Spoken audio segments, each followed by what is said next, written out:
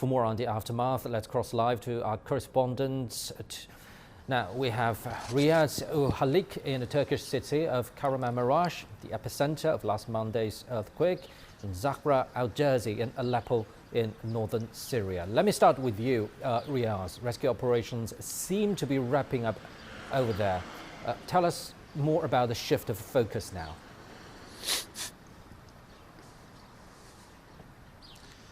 Well, as we move gradually out of the first phase of search and rescue, let me tell you that the volunteers of Istanbul-based Humanitarian Relief Foundation, also known as İHA, just some moments ago heard one more voice in southeastern Hatay province, likely a survivor, 185 hours after the two earthquakes hit Turkey on February 6. So these are miracles that are still happening. Yesterday, after 183 hours, two brothers were saved, pulled out alive from the debris from the same province.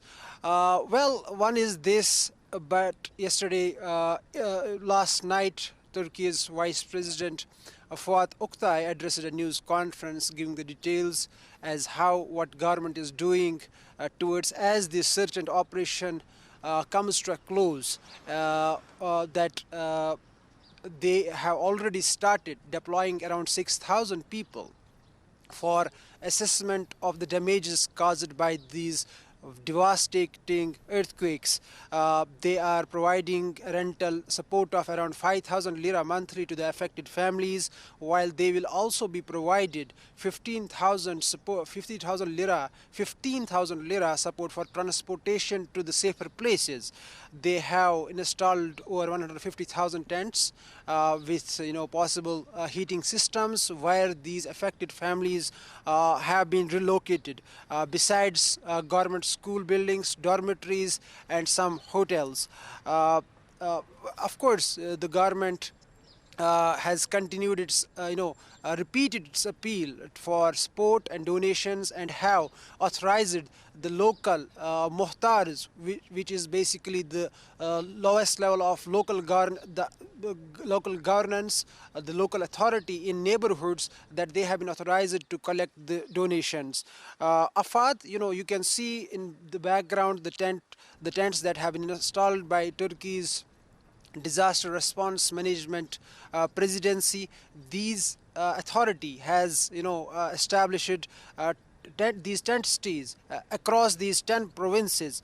Besides that, let me tell you, these miracles and this gradual process of closing the search and rescue operation, I would say some geopolitical miracles are also happening. Yesterday with my colleagues, when we visited the major, the city center of Kahramanmaras, which has seen devastation, big 7-8 floor buildings have come down. So we got to see a team of civil protection volunteers from Greece. They arrived in this city in southern Turkey on Saturday night, traveling around 30 hours. And when we inquired how they crossed from Greece to Turkey, there are 3 routes. There is a land route, there is a sea route, and then there is the air route.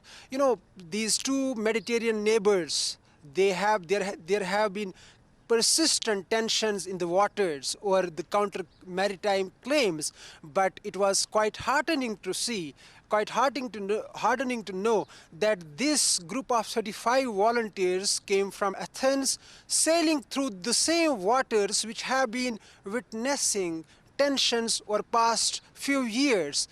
They were facilitated by the Turkish Coast Guard. They sent a ship and they got them to this side of the maritime borders with 7 emergency vehicles, a dog. The team has also a doctor. So besides these miracles, that even after passage of 185 hours, that we still hear voices of survivors who are under the rubble, there are also geopolitical miracles happening in the aftermath of these good two to know help is strong, coming in from devastating, all around the world. Thank you very much. That Correspondent Riyaz Ul Khaliq in Kahramanmaras, Turkey. Thank you very much indeed, and take care.